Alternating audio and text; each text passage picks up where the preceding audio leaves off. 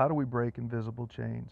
How do we shine a light? Sure. How do we help people identify um, that we all have invisible chains? Sure. I I first the first step of that, and I would tell everyone this, is number one, read that Bible.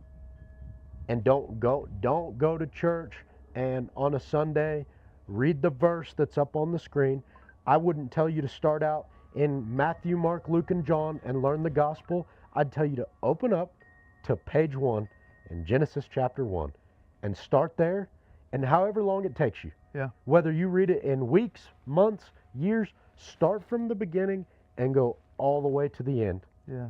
And all of those answers to how to respond to it, how to act, how to treat people, how to deal with situations, it is all revealed. Like everything in there that you need to know about living this life as a human being and how to deal with it is right in that book.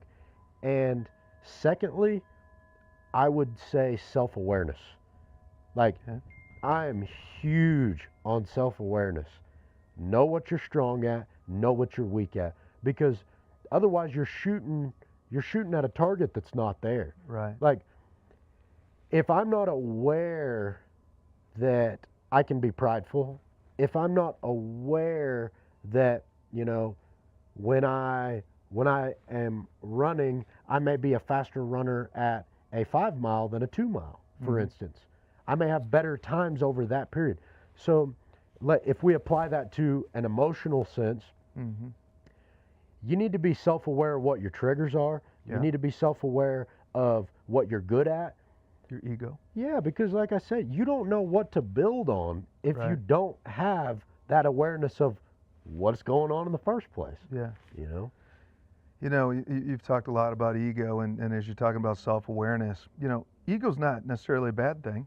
Like I said, it can be a good thing. Yeah. I could mentally go to a place where I'm not going to be dehumanized because of that ego.